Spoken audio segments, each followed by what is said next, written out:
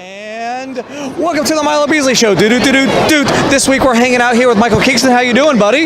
Good, you know. We're hanging out at Florida SuperCon.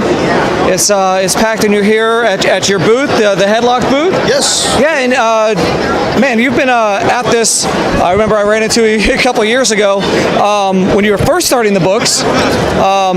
Yeah, so how long has it been since you started this project?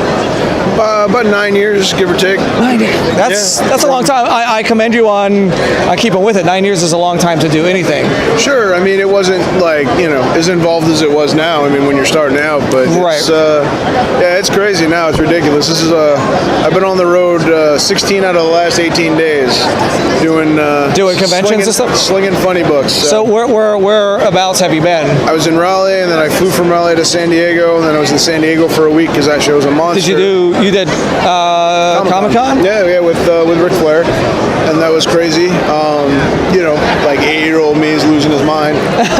So what would 8-year-old you think of? So you got your book, and you got guys like Jerry Lawler doing the art for it, and what would 8-year-old you say? Would you believe it? It's pretty trippy. I mean, honestly, I just wanted to make a cool wrestling comic. I never thought in a million years. I mean, Ric Flair is doing a story in my next book, and AJ Styles and Samoa Joe have done stories for me, and RVD and Hurricane and all these guys I grew up watching. Mick Foley's doing a story in the next one. It's unbelievable. The wrestling business has been so good to me. I try not to ever forget the humble beginnings of me selling my books out of backpacks at Ring of Honor shows. Right. So I think that's probably I think that's where I first maybe met you, is at one of the Supercard of Honor shows in Orlando. I think it was the one in Orlando. But yeah, and then to run into you at some of the other smaller conventions, MegaCon and stuff like that, and to see you here and to see you do stuff at San Diego Comic-Con is awesome. So you said you have Flair doing a story for you next. So how many versions, how many different volumes do you have now at this point? So we're working on volume 4, which is 20 chapters of the book.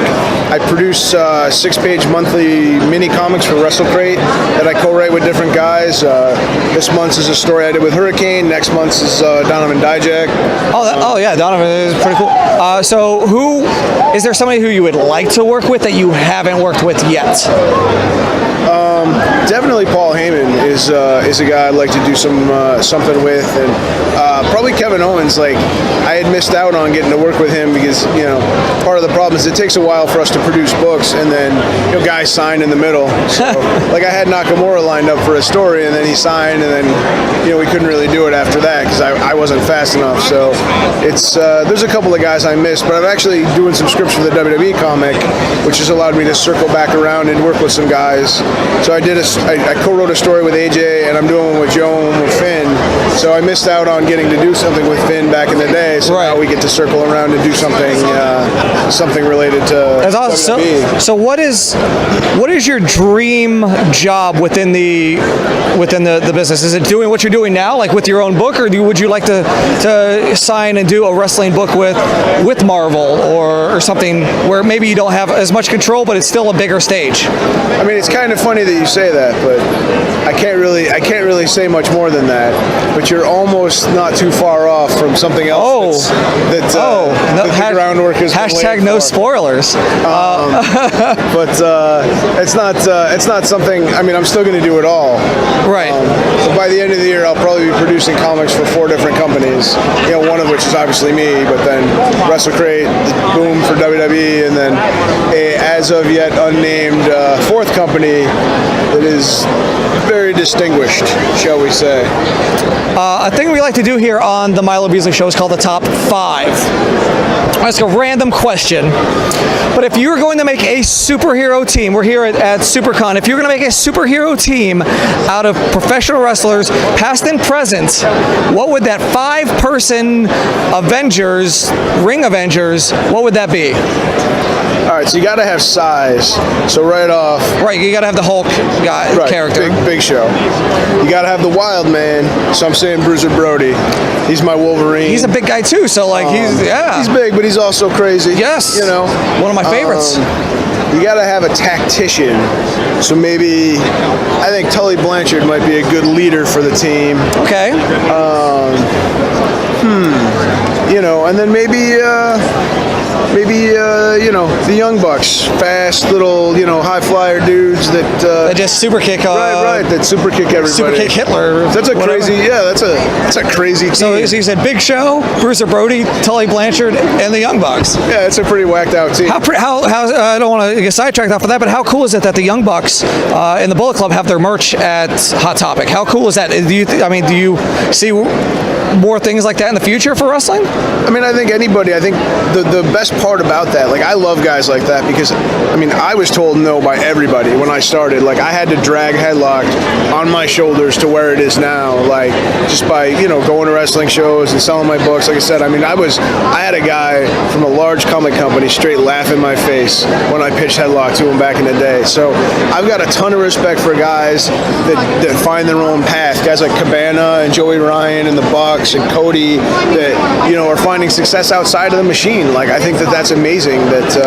you know, and it's a good lesson for guys because a lot of times people want you to compromise to fit their vision. But if you got a vision you believe in, you don't have to compromise now. You know, the internet and social media, you know, short run printers for me and stuff like that have opened the world up to anybody with a dream and enough motivation to follow it.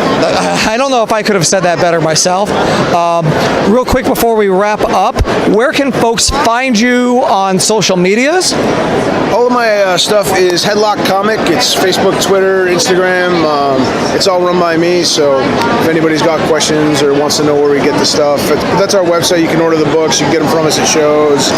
I have a question. Yeah. I have a first edition Volume 1 set, the very first set of the Headlocked Comics. When can I retire off that? Probably 67 would be my guess. Social Security kicks in. Awesome. Well, thank you for chatting with me, man. Thank you so much. And of course, you can find me on all the socials at The Wrestling Bum. And of course, check out Headlocked Comics. It's really good. I'm not just saying it because I'm talking to the man who created it himself. I'm saying it because it is the God's honest truth. It's a really good comic. The art in it is really amazing too. You got a lot of cool stories from a lot of cool wrestlers. So check it out, Headlocked Comics.